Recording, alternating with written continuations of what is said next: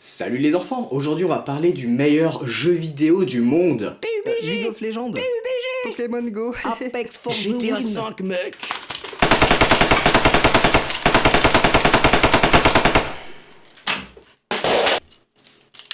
Mieux vaut s'assurer qu'ils sont morts. Final Fantasy X, sans doute le jeu que j'ai le plus fini dans ma vie, le jeu que j'ai le plus joué dans ma vie, le jeu que j'ai le plus aimé dans ma vie, le jeu sur lequel je suis le plus revenu dans ma vie, le jeu de ma vie, le jeu que j'aime, le jeu que j'adore, que j'ai acheté sur PS2 quand il est sorti, que j'ai acheté sur PS4 quand il y a eu le remaster, que j'ai acheté encore sur PC, sur Steam, quand il est ressorti de nouveau sur Steam, que j'ai acheté là récemment sur Nintendo Switch, ce qui prouve que je suis une grosse victime. Sorti originellement autour de 2001-2002, Final Fantasy X s'est vu offrir un petit lifting en 2014 avec une édition remaster qui nous a présenté donc le jeu en HD, déjà ça fait plaisir, et couplé avec Final Fantasy X-2 qui était sorti peu de temps après, un petit jeu sympa, on y reviendra peut-être un petit peu plus tard. À l'occasion de sa sortie sur Switch, moi j'en ai pas trop entendu parler et pourtant c'est un jeu que j'attendais énormément. Alors cette vidéo est faite spécialement pour vous qui n'avez jamais joué à Final Fantasy X, histoire de le redécouvrir, là je vous le conseille grandement, et aussi pour vous qui avez déjà joué dans votre prime jeunesse, histoire de vous rassurer un petit peu, ça n'a pas perdu de sa superbe, comme on dit chez moi au château brillant d'autres lieux. Donc c'est un RPG au tour par tour, ça il faut le savoir, je sais que certaines personnes détestent ça, je peux le comprendre, cependant je trouve que une fois qu'on est pris dans le truc, il y a tellement de mécanismes, il y a tellement de façons d'agencer son équipe, de façons de répondre aux attaques, de gérer les attaques, de se défendre, etc. qu'on est quand même très proche de l'action, mais ça reste au tour par tour. Faut savoir que Final Fantasy X, dans la saga des Final Fantasy, a été, je trouve, injustement boudé, injustement critiqué, notamment à cause de son héros Tidus. Et souvent les gens qui le critiquent mettent en avant une scène, totalement hors contexte selon moi, où on le voit rigoler de manière très forcée. Alors il faut savoir que cette scène, en général on la passe juste l'extrait qui arrange pour prouver qu'il est insupportable. Et en fait ce passage-là, mis dans le contexte, il est totalement magnifique. C'est le contraire en fait. Au lieu de le dénigrer, on devrait dire mais c'est un des meilleurs moments de tout le jeu. Parce qu'en fait, il y a Yuna qui vient, un personnage lui dire à Tidus wesh ma gueule, faut pas être triste. Moi t'as vu, des fois je suis triste, mais je fais semblant de sourire dans la vie. Il faut quand même montrer aux gens qu'on est content. Moi je fais comme ça pour les autres. Tu devrais essayer, espèce de connard. Non, gentil gars, fais. Et après Tidus du coup il fait ah ouais, si tu le dis, allez hop, j'essaye de rigoler. Ha ha ha ha, ah ha ha ha ha ha. Et après, c'est ridicule, les deux rigolent et voilà, c'est super. C'est un conseil de la vie elle-même les enfants. Quand vous êtes triste, forcez-vous un peu à sourire et vous verrez ça ira tout de suite mieux. 6 minutes 56 de vidéo juste pour faire l'intro.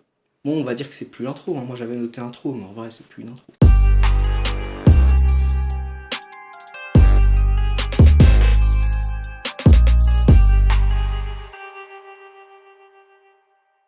Donc voilà, pour moi c'est un, avec le 8, des meilleurs Final Fantasy auxquels j'ai joué, un de ceux sur lesquels j'ai le plus accroché, et je trouve qu'il mérite une place beaucoup plus grande dans la saga et dans le cœur des fans, et qu'il a été vraiment bâché sans vraie raison.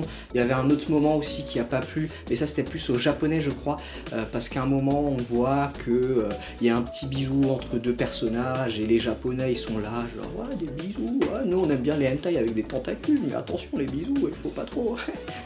Concernant l'histoire, c'est une super histoire. Alors ça demanderait une classe à part entière parce qu'en fait c'est assez libre à l'interprétation. J'ai lu beaucoup de théories en fait qui n'étaient pas toutes d'accord sur qu'est-ce qui se passe en vrai, quel est le cœur de l'histoire, pourquoi, comment, il y a une histoire de passé-futur et tout, et comment on fait pour aller dans le passé, pour le... Ah, ça c'est au cœur d'un problème que les fans n'ont pas forcément résolu à 100%. Mais en bref, c'est l'histoire de Tidus, un jeune homme qui vit à Zanarkand, une grande ville machine pleine de technologie. C'est une star d'un jeu populaire qui s'appelle le Blitzball. Et un jour, sa ville se fait attaquer par une entité gigantesque qui s'appelle Sin, qui défonce tout.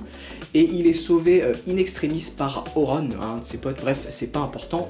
Le truc, c'est que quand il se réveille, en fait, il est 1000 ans dans le futur. En tout cas, c'est ce qui a l'air d'être le cas. On est dans un monde, ce monde toujours, une sorte de monde qui craint Sin, qui est toujours présent apparemment, qui détruit dès qu'il y a un endroit où il y a des villes avec beaucoup de peuples, avec beaucoup de technologie. il détruit ses villes. Et il y a toute une religion qui s'est créée autour de ça, Yevon, qui interdit en fait aux habitants du monde de trop se développer, de pas utiliser de machines, etc. Parce que Sin, étant l'incarnation de leur péché, ils doivent se racheter en évitant toute technologie et en restant pieux, gentillets. Oui monsieur, l'église ça fait plaisir, nous on est des gens qui faisons à manger pour les enfants. Je sais pas où je vais avec ce dialogue improvisé, arrêtez-moi. Voilà, et donc cette sorte de religion domine un petit peu le monde, et puis il y a différents clans, et Tidus il arrive là au milieu, donc il se fait expliquer un peu la situation, petit à petit il commence à comprendre des trucs, il rencontre Yuna, une personne qui est capable en fait d'invoquer des chimères, donc il découvre un peu la magie, parce qu'en soi dans son monde il n'y a pas énormément de magie, de ce que j'ai compris. Voilà, il va l'accompagner dans ce qu'ils appellent le pèlerinage qui sert à tuer Sin. Et ça c'est même pas, allez, 5% de l'histoire, parce que petit à petit on va découvrir des trucs, des machinations entre Yevon et d'autres peuples, les Albed, il y a ça, Sin, qui est-il, pourquoi, comment, par rapport à Tidus, il y a aussi une histoire avec son père mais qui est totalement folle, Auron, le mec qui l'a sauvé, en fait il appartient à Spira, donc ça veut dire qu'il est allé 1000 ans dans le passé pour prendre Tidus, pour l'amener là, mais pourquoi, comment, mais qui es-tu Auron, vous le saurez en jouant au jeu. Non vraiment, c'est une des histoires les plus cool, vraiment, qui m'a été de découvrir. Et là je suis en train de le refaire, je l'ai pas fini encore à 100%, mais je la redécouvre avec beaucoup de plaisir, et surtout je redécouvre des pans de scénario que j'avais pas forcément compris, que je mets en relation avec d'autres trucs, et je me dis mais merde, alors est-ce que ma première théorie était fausse? Est-ce que finalement tout ça avec les rêves et tout, hein, on sait pas. Concernant le gameplay, on en a parlé un petit peu, c'est du JRPG tour par tour, mais ça offre quelque chose de magnifique, le sphérié. Il n'y a pas de niveau, vos personnages ne vont pas gagner de niveau, par contre ils vont gagner de temps en temps un déplacement sur un sphérié. Donc c'est une grande map sur laquelle vous avez des centaines et des centaines de petites sphères qui chacune vont vous donner un bonus. Donc un bonus en force, un bonus en agilité, un bonus en magie, des compétences, vous allez apprendre des compétences aussi avec ces sphères, bonus en soins, enfin plein de choses, et chaque personnage se trouve sur ce même sphérié à des endroits différents.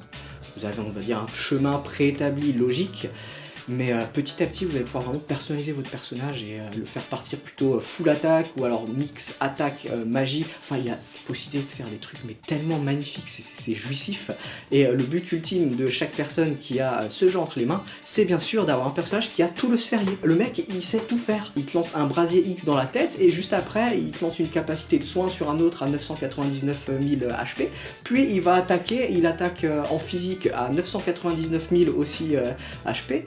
Le mec couteau suisse, c'est le bonheur. Un petit conseil d'ailleurs pour ceux qui auraient envie de commencer le jeu et qui ne connaissent pas forcément, au tout début il vous sera demandé de choisir entre un sphérié standard ou le sphérié expert. Ne vous laissez pas avoir, ne prenez surtout pas le sphérié standard, qui est vachement plus limité, en fait c'est de la merde, il est plus petit, et du coup vous arriverez jamais à avoir quelque chose de top quoi. Prenez le expert qui est beaucoup plus grand, avec une disposition beaucoup plus permissive, et putain, j'ai envie de jouer. À côté de ça, chaque personnage va avoir des armes, il va pouvoir looter plein d'armes, plein de défenses aussi, boucliers, il y a une arme et un bouclier par personne, qui vont apparaître esthétiquement au niveau de votre personnage, qui vont chacune avoir des caractéristiques différentes, qui peuvent même être personnalisables. Avec le temps, vous apprendrez des capacités qui permettent de rajouter une capacité à cette arme, par exemple de la magie plus 6%, ou de l'attaque physique plus 6%, ou une capacité qui donne booster en permanence à votre personnage, donc qui l'accélère vachement, qui va pouvoir agir beaucoup plus vite que les autres. Il y a aussi les overdrive, donc petit à petit vous avez une jauge qui va se remplir au fur et à mesure du combat, sous certaines conditions que vous pouvez aussi paramétrer en fonction du nombre de coups que vous aurez pris, ou du nombre de coups que vous aurez donné, du nombre de victoires que vous aurez eu, du nombre de coups que les alliés auront... Bref, ça peut être personnalisable, et une fois que cette jauge est pleine, votre personnage balance une grosse attaque des familles qui défonce tout. Chaque personnage a son overdrive propre, qui lui est vraiment assigné. Donc les gens qui font de la magie, ça va être un truc qui fait des gros dégâts de magie, bien sûr, les gens qui font du physique, des gros dégâts de physique, etc. Et certains personnages vont avoir plusieurs overdrives. Kimari par exemple, il apprend des monstres que vous affrontez, vous aurez une capacité pour absorber leurs overdrives. Tidus, plus il fait son overdrive, plus il en débloque de nouveau de plus en plus fort. Et Auron, vous aurez des petites sphères à trouver à droite à gauche sur tout le monde, et plus il en réunit, plus il débloque des overdrives puissants et qui ont des effets pétés. Au niveau du son, c'est nickel, une des BO préférées selon moi, Final Fantasy X et Final Fantasy X-2, qui a un petit côté jazzy aussi. Vraiment de la grosse bombasse. Après le remaster, il y a une version remastered des musiques qui est sympa, mais que j'ai trouvé pas hyper présente, mis à part sur 2-3 musiques où tu te dis ah ouais, là ça a été remasteré. Ouais. On pourra regretter le fait qu'il n'y ait pas de version originale dans ce remastered, c'est-à-dire qu'on n'a pas de version japonaise, mais personnellement, alors je suis forcément influencé parce que je l'ai découvert comme ça, mais je trouve que la version américaine est super. Il y a des petites phrases comme ça qui sont balancées notamment par Oron, mais qui sont, voilà, le mec qui te lance des punchlines comme ça en anglais, c'est What again on fire, wow. Alors qu'en japonais, ce serait japonais, c'est toujours un peu pareil, je trouve. Ah, non, me frappez pas, non. En conclusion, ce jeu, alors sur Switch entre autres, pour les possesseurs de Switch, parce que je suis un de ceux-là, qui cherchent en permanence des jeux sympas, et qui une fois que tu as joué à Breath of the Wild, à Mario Tennis et à Skyrim pour la xème fois, tu te dis merde, il n'y a pas un bon jeu là, je connais pas tous les milliards de jeux indépendants qui sont là-bas. Final Fantasy X, de la grosse bombe. 60 heures de jeu minimum, je veux dire, pour une première fois tu te plonges dedans, t'es à minimum 60 heures de jeu, explorer à droite à gauche, l'histoire, les cinématiques. 100 heures tranquille pour passer le mode 100%, je pense, c'est faisable. Notamment, munissez-vous peut-être d'une Solus si vous désirez vraiment du 100%, parce qu'il y a des trucs qui sont quand même vachement pas piqués des hannetons. Ne pas oublier bien sûr que dans ce jeu-là, Final Fantasy X, il est là, mais il y a aussi Final Fantasy X-2 qui est avec. Alors Final Fantasy X-2 qui est la suite quasi direct de Final Fantasy X, que je ne vais pas raconter ici puisque ça spoilerait la fin du 10, qui est très sympa. Oubliable dans la série des Final, mais pour prolonger l'expérience, le côté fanservice, il est juste top. Franchement, jouez-y. Si vous avez le 10, vous aimerez selon moi le 10-2. N'en déplaise à ceux qui disent « Oh, c'est un jeu pour les gonzesses avec des filles qui fait de la pop star !» Connard. Non, et puis voilà, Yuna en danseuse comme ça, Riku aussi il peigne, il y a de la nana et tout, c'est sympa. Le prix, petit point positif, un peu cher je trouve, je crois qu'il est à 39 € sur la Switch. C'est un jeu qui a quand même 20 ans quasiment, oui c'est sympa, mais honnêtement, pour 15 €. 15 € je dirais, il vaut pleinement le coup. 20 €, ça commence à être, ouais, c'est honnêtement vous allez pas les regretter, mais voilà, faut les sortir les 20 €, t'as vu. 40 €, non, 40 € c'est quand même un peu cher. Alors si vous avez les moyens, mais foncez, moi je suis un pigeon, je l'ai acheté 5 fois, je vous l'ai déjà dit. Mais vous, si au niveau liquidité, vous êtes plutôt en décroissance, attendez des soldes. Parce que à 39 € ça vaut. Enfin ça vaut le coup, c'est cher pour acheter des cartes Magic à la place. Après voilà, pour moi, Final Fantasy X c'est un classique, un must-have qui fait très bien tout ce qu'il fait. Scénario, musique, gameplay, son, enfin tout est nickel. Et l'avoir en mode portable sur Switch, mais c'est un bonheur, tu te lances une petite partie, t'XP vite fait, t'as débloqué 2-3 trucs, hop, tu retournes travailler parce que la pause de 13 h elle c'est fini, et tu recommences le soir et hop, tu vas te battre un petit boss, c'est excellent. Excellent. Donc achetez-le, jouez-y, venez me dire ce que vous en avez passé, est-ce que vous regrettez cet achat? Est-ce que au contraire, merci Sensei, putain vous avez changé ma vie, maintenant la fortune me sourit, la gloire est présente, les filles se mettent à genoux devant moi, un peu de respect s'il vous plaît jeune homme, ne parlez pas comme ça de la gente féminine. Voilà, n'hésitez pas à me dire ce que vous en avez pensé, ou ce que vous en pensez si vous êtes déjà un fan de Final et que vous avez déjà joué, mais la vie m'intéresse, parce que même 20 ans après, selon moi, ça reste un des meilleurs jeux auxquels je pourrais jouer actuellement. Et les jeux qui prennent des coups de vieux, je pense que celui-là, c'est pas du tout le cas. Ah, mais c'est la sonnerie, c'est l'heure de se casser. Allez, à la prochaine!